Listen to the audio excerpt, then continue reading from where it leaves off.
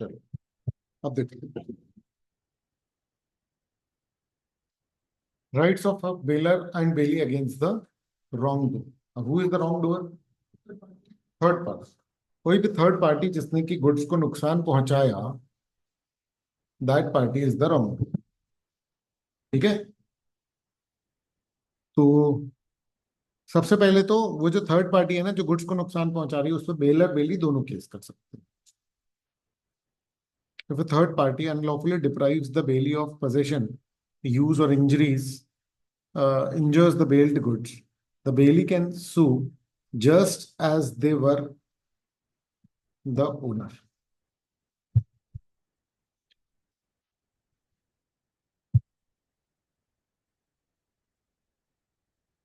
आया समझ में?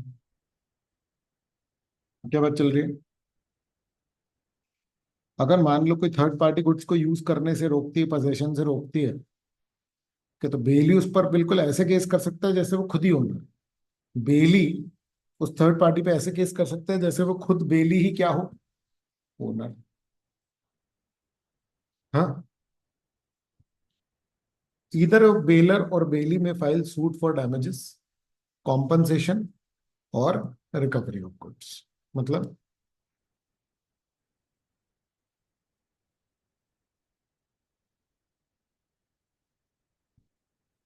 मतलब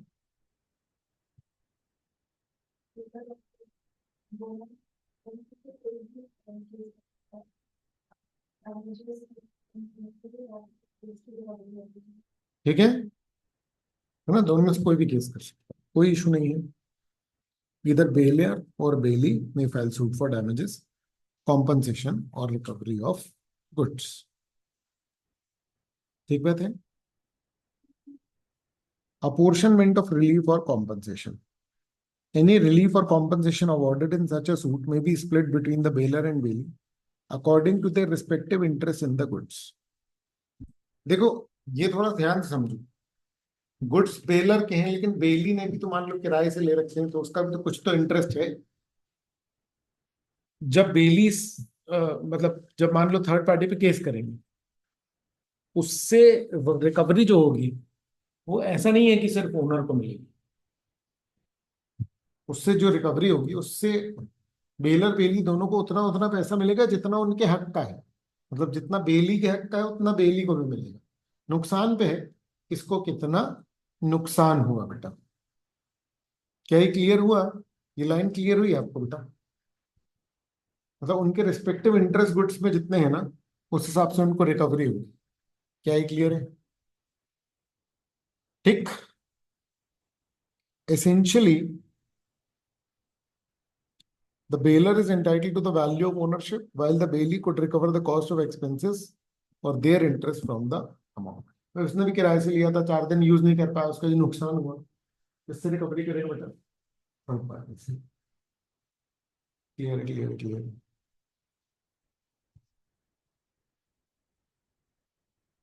बोलिए बोलिए।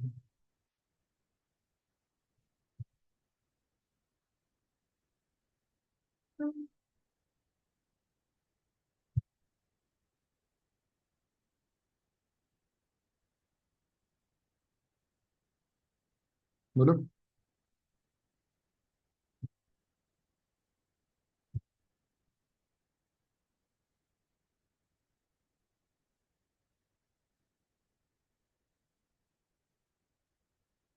पढ़ेंगे। कब बेलमेंट खत्म हो जाता है? बेलमेंट का ना एक टाइम पीरियड होता है कि 10 दिन के लिए गुड्स दिए मैंने। तो अगर मान लो 10 दिन खत्म हो गए,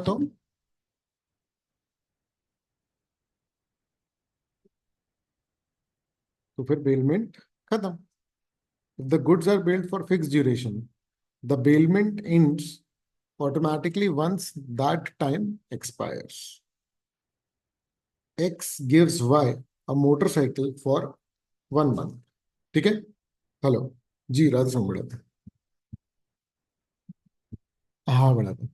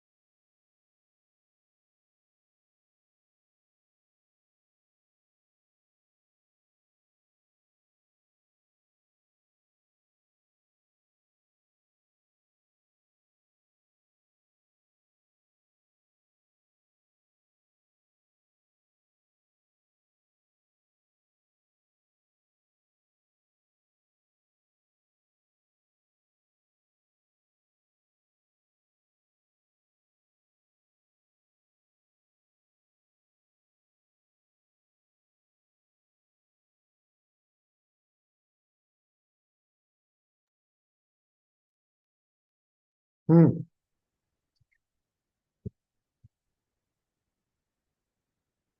तो बेटा अगर मान लो जितने टर्म का है, क्या बेलमेंट, टर्म जैसी खत्म होगी क्या होगा, bailment, fulfillment of purpose. If goods are delivered for a specific purpose, the bailment ends once that purpose is accomplished. ठीक बात है। मतलब गुड्स अगर स्पेसिफिक पर्पस के लिए डिलीवर हुए, तो एक बार पर्पस अकम्प्लिश हो गया तो बेलमेंट खत्म। मतलब पहला है कि टाइम खत्म तो बेलमेंट खत्म, दूसरा क्या है, पर्पस खत्म तो बेलमेंट खत्म। ठीक है बेटा। फिर क्या है, X borrows tent and crockery for daughter's wedding, bailment terminates after the wedding is over. Simple बात है, क्लियर है। तीसरा, टर्मिनेशन का नोटिस दे करके बेलमेंट खत्म कर सकते हैं, जैसे टर्म्स ब्रीच हो गए।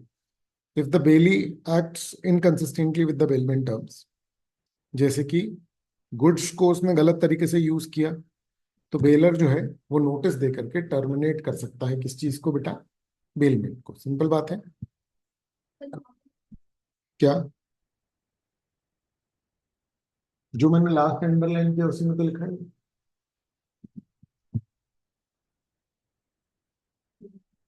क्या हुआ,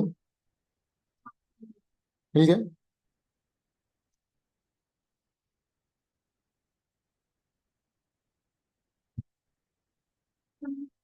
ग्राटुटस bailment, the bailor may end at any time by giving notice to the bailey. If this causes the bailey more loss than the benefit already received, the bailor must compensate that extra loss.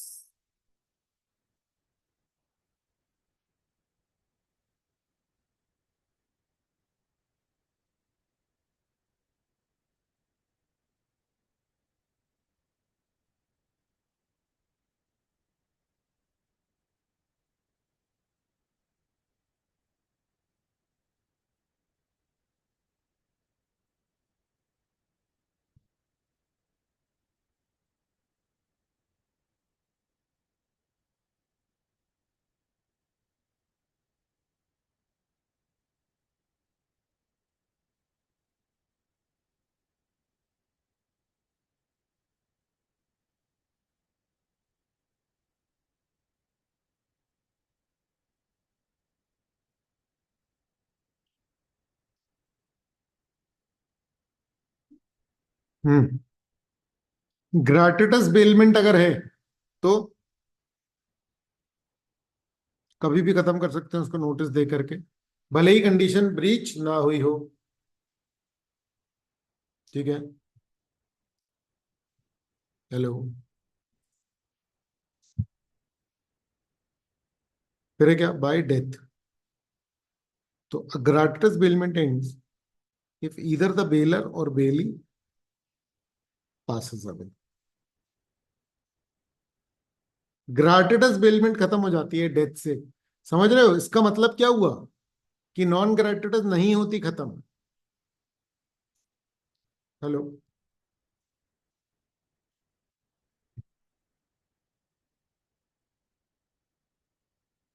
The underlying reason is that such bailments rely on a personal arrangement. Once a party is deceased, the arrangement cannot continue.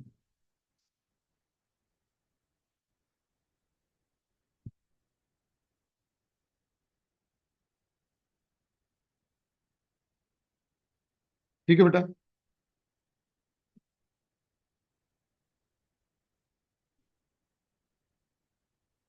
फिर से क्या,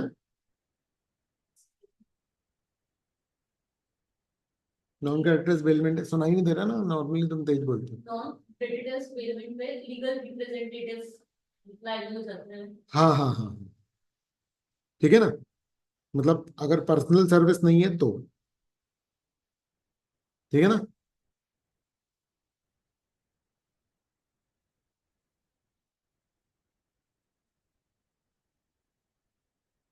destruction of subject matter, जिस चीज को अपन ने bailment में दिया है, अगर वो चीज डिस्ट्रॉय हो गई तो बेलमेंट खत्म हो जाएगा बेटा। आ रहा है समझ में? फिर डैमेजेस वगैरह हो सकते हैं, लेकिन बेलमेंट तो खत्म ही हो जाएगा ना।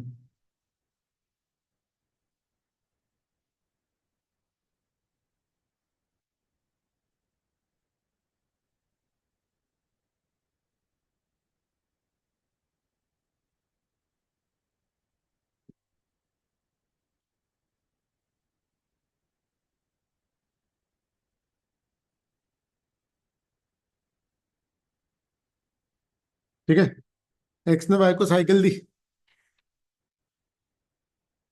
साइकिल पर डैमेज हुई इतनी ज्यादा कि रिपेयर भी नहीं हो सकती, बेलमेंट खत्म,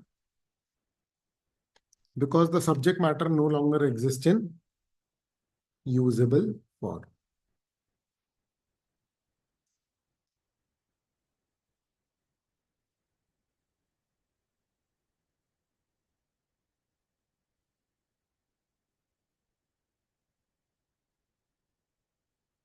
बोलो।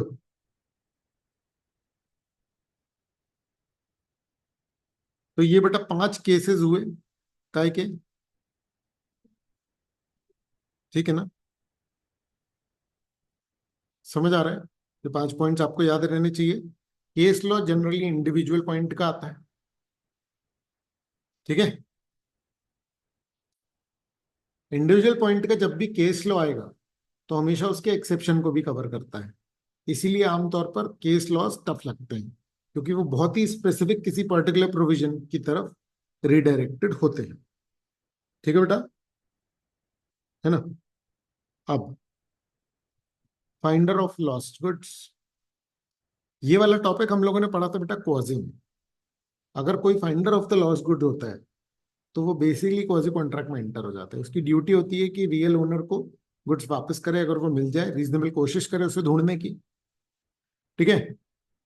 पर यहां जब उसके पास गुड्स हैं तो उसकी सिचुएशन कैसी है? बेली की तरह। मतलब वो कौन कहलाया? बेली। कौन है फाइंडर ऑफ गुड्स? एक ऐसा बंदा जिसको ऐसे गुड्स मिले जो उसको खुद को बिलोंग नहीं करते हैं।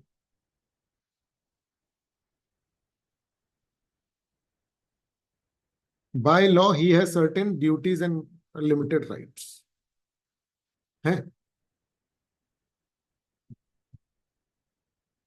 Duty, the finder must attempt to locate the true owner and return the goods हैं।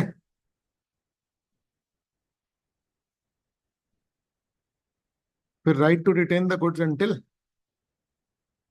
compensation. Generally, the finder cannot sue the owner for expenses or trouble in preserving the goods. However, if an owner offers a specific reward for lost goods, तो finder may retain the goods until he gets that reward, sue for reward if the owner refuses to pay. अब देखो, simple बात है, जब भी finder है कोई lost goods का, उसकी ड्यूटी है कि कोशिश करे ओनर को ढूंढने की और उसे गुड्स वापस करे। ठीक है ना? अब उसका अधिकार है कि उसने ढूंढने में जो खर्चा किया वो उसे मिले। किससे मिलेगा? ट्रू ओनर से, है ना? अब ट्रू ओनर जो है उससे वो मैक्सिमम कितना खर्चा मांग सकता है? 2/3 of the value of the goods. देखो ध्यान से, देख रहे हो ये कहाँ अंडरलाइन किया मैंने? ये नीचे, ठीक है? लॉफुल चार्जेस फाइंडर के कितने हैं? Maximum 2/3, maximum. मतलब एक्चुअल और 2/3 which ever is lower type का है। समझ रहे हो?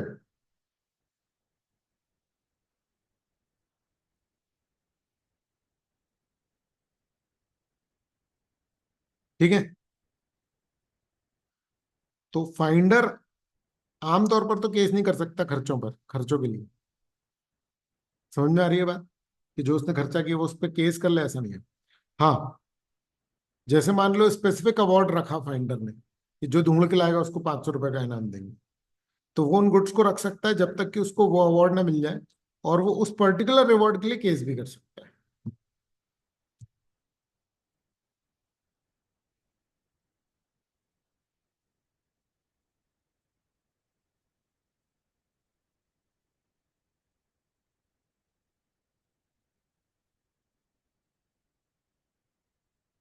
हाँ।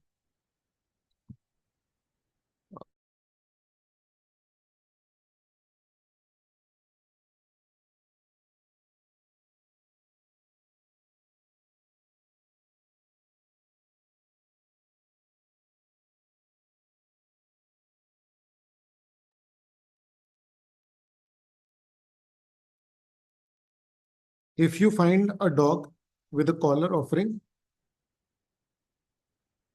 1000 रिवॉर्ड, तो क्या होगा? If you keep the dog until owner pays the reward, और सू इफ दे रिफ्यूज। समझ में आया कि नहीं आया? रीड करो पूरा।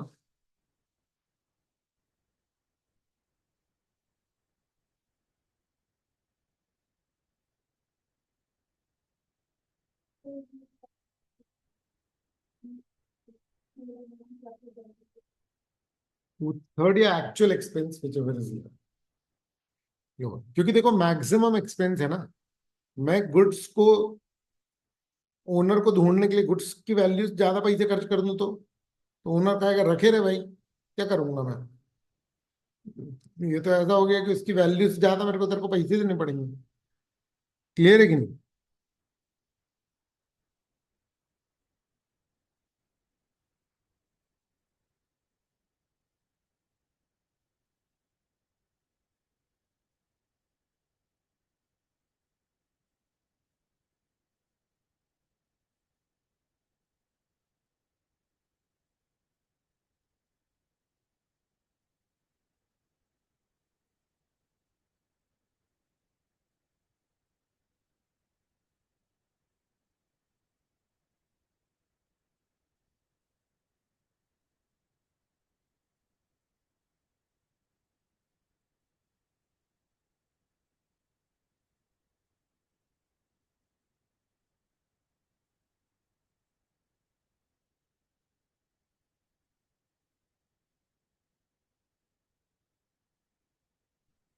ठीक है।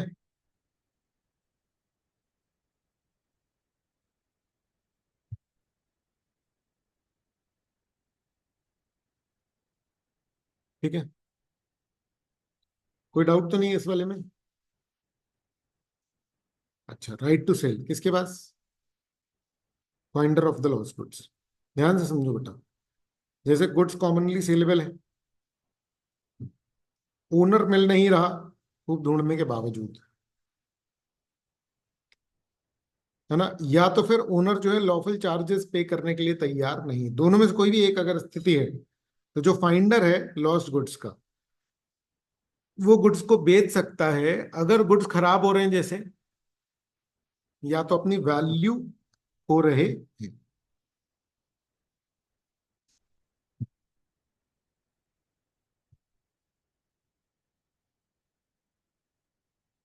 जैसे पटाखों की वैल्यू कब है? उसके बाद कोई वैल्यू नहीं। समझ में आ रहा है?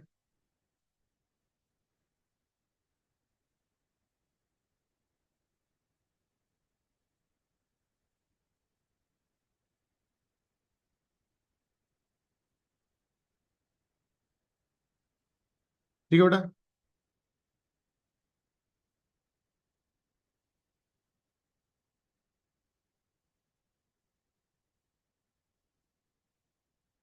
Example, a fruit basket spoils quickly if the finder cannot locate the owner, or the owner refuses to cover cost. The finder may sell to recover expenses. Clear है?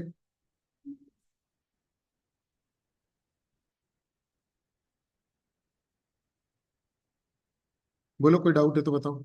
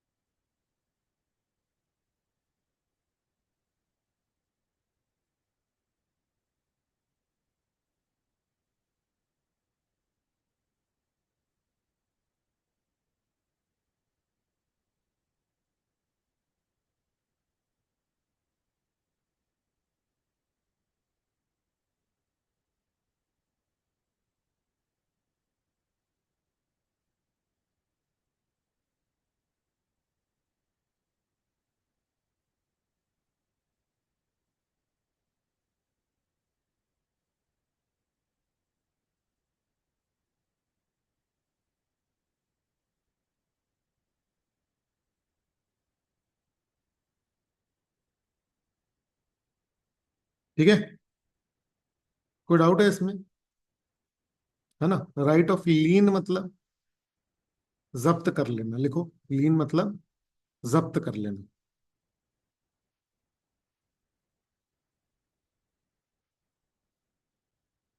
लीन मतलब जब्त कर लेना।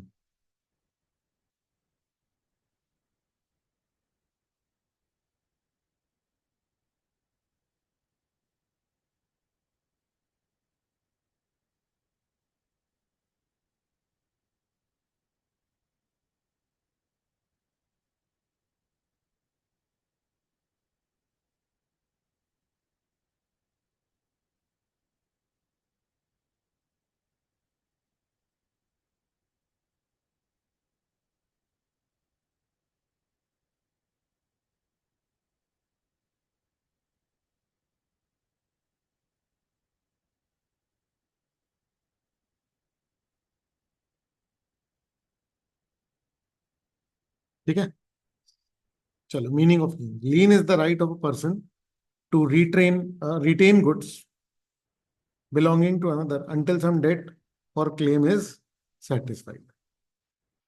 ठीक है, the lien does not confer power to sell unless specifically authorise, it only allows retention. Point ये, जैसे मान लो कि तुमने मेरे पास कुछ गुड्स रखवाए, अब मेरा उन गुड्स से रिलेटेड कुछ पैसा बनता है तुमसे, तो जब तक तुम पैसे नहीं दोगे मैं तुम्हें गुड्स वापस नहीं करूंगा। आमतौर पर ऐसा कब हो सकता है? जैसे मान लो कि तुमने गुड्स सुधरने दिए, कोई घड़ी दी तुमने मुझे सुधरने, और उससे रिलेटेड तुमने अपना पैसे नहीं दिए, तो मैं घड़ी को रोक के रख सकता हूँ, बेच नहीं सकता हूँ, बट मैं रोक के रख सकता हूँ। बोल, आ रहा है ये समझ में? क्लियर है? टाइप्स ऑफ लीन, एक होता है particular lien, applies to specific item for which a service is perform, the bailee can retain only those goods on which they work until paid for that labor। आ रहा है समझ में? क्या बोल रहे हैं? पर्टिकुलर लीन, जिन गुड्स पे मैंने काम किया है उन्हीं गुड्स का मेरा पैसा बकाया है। तुमने दर्जी को कपड़े दिए सिलने, तो कपड़े वो वापस नहीं कर रहा, जब तक तुम उसके पैसे नहीं दोगे, ये क्या कहलाया? पर्टिकुलरली। घड़ी दी बनने के लिए, मोबाइल दिया बनने के लिए, उसी का पैसा बचा हुआ है। मान लो मैंने कुछ और दिया किसी को बनने के लिए, मैंने घड़ी दी बनने के लिए, घड़ी वापस मिल गई, लेकिन मेरा बैग वहां छूट गया। अब मान लो कि वो बैग रखने लग जाए घड़ी के पैसे के लिए, तो ये जनरल लीन होता है, ये नहीं कर सकता कोई भी व्यक्ति। जनरल लीन बहुत कम लोगों के पास होता है बेटा। ठीक है, सर्टेन प्रोफेशनल्स जैसे banker, factor, wharfinger, attorney of law, policy broker can retain goods not just for specific service but for any general balance of accounts.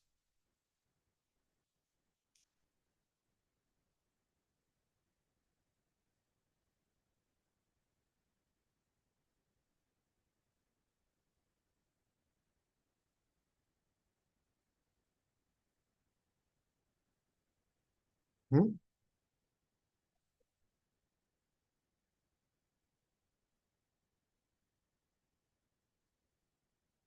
देखो, बैंकर तो जानते हो, वॉरफिंगर मतलब जो शिप वगैरह मेंटेन करता है, फैक्टर जो पैसे वसूलने के लिए रहता है, नॉर्मली जो डेट खरीदते हैं ना आमतौर पर। ठीक है, ठीक है,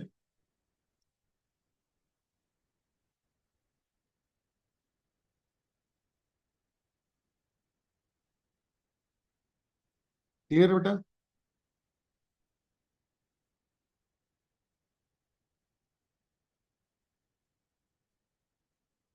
है ना? ये देखो, A gives a cloth to stitch a coat, B can keep the coat until A जो है सर उसके स्टिचिंग के पैसे दे दे। जैसे 15 दिन लगे कोट में, तो right of lien can be enforce after 15 days if A refuses to पे।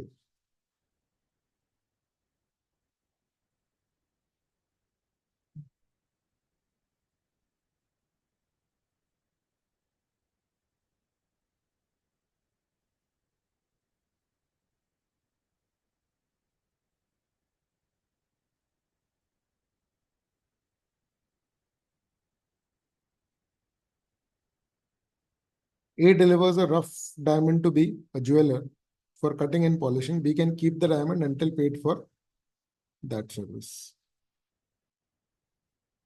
बोलो।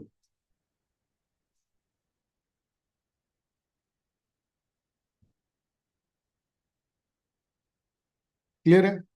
इसका एग्जांपल देखो, इन्हें 500 रुपये बैंक से बोरो किए, फिर 1,000 रुपये ज्वेलरी देके, उसने 1,000 भले ही लोन दे दिया है, बैंक फिर भी उसकी ज्वेलरी रख सकता है बचे हुए 500 के लिए। ये क्या कहलाई? ये कहलाई जनरल लीन। क्लियर है?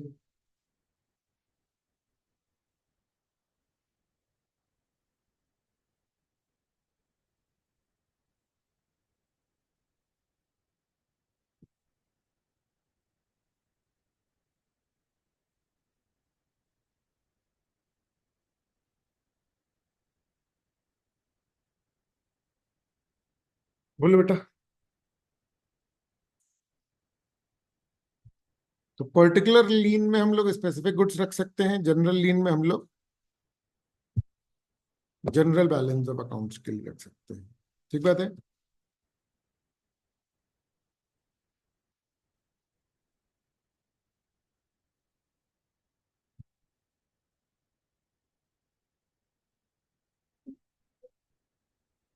मतलब कोई भी पैसा बचा है उसके लिए कोई भी अपन वो रख सकते हैं।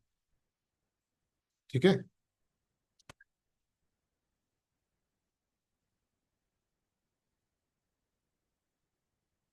ठीक है।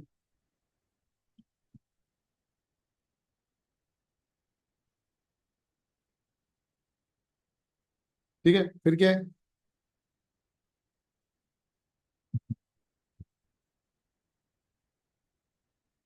तो पर्टिकुलर लीन की लाइबिलिटी ऑटोमेटिकली आ जाती है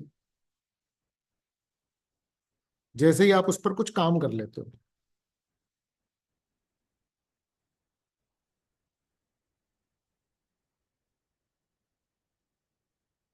जैसे ही आप उस पर कुछ काम कर लेते हो वो लाइबिलिटी आ जाती है।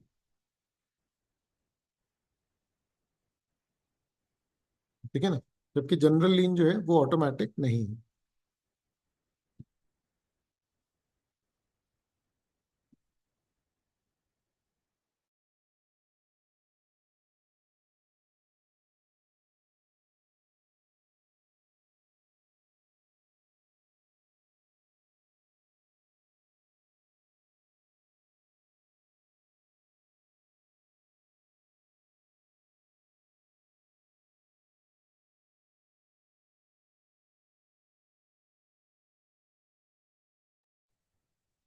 इसमें नॉट ऑटोमेटिक है, रिकॉग्नाइज बाय एग्रीमेंट और यूसेज। स्कोप क्या है? ये पर्टिकुलर आइटम पे लगता है, ये किसी भी प्रॉपर्टी पे लग जाता है। फिर ये इसके example bailee, finder of goods, ये सब है। इसके banker, factor, wharfinger, attorney मतलब लॉयर टाइप के होते हैं, और पॉलिसी ब्रोकर्स वगैरह भी जो है ना, मतलब जो मान लो कोई पर्टिकुलर टाइप की पॉलिसी पे लोन लिया उस तरीके का रहता है। ठीक है? फिर सेल, पर्टिकुलर लीन में सेलिंग की पावर नहीं रहती है ना ही इसमें। क्लियर है? जब तक कॉन्ट्रैक्ट में ना लिखा हो वो चीज ही किसी और की है, आप अपने पैसे के लिए किसी की चीज रोक रहे हो, बेच नहीं सकते आप।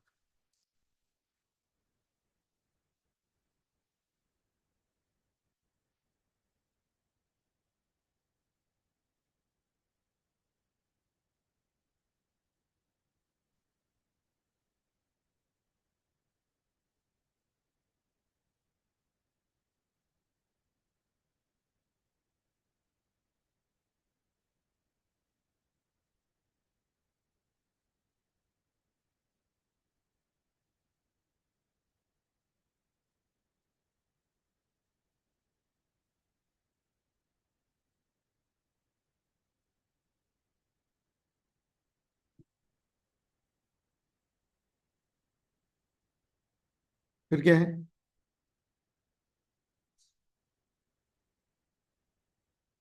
प्लेज। प्लेज माने गिरवी रखना। ठीक है बेटा? तो प्लेज एक ऐसा बेलमेंट होता है मैं स्टार्ट करूँ या इसको नेक्स्ट क्लास में कवर करूँ?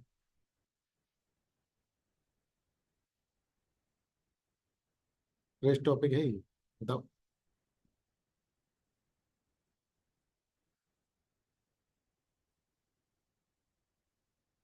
अब से सुबेरे लग जाएगी, है ना? ये सिर्फ मेरी 3 दिन की क्लासेस के कारण था। और कल लगा लूँ क्लास?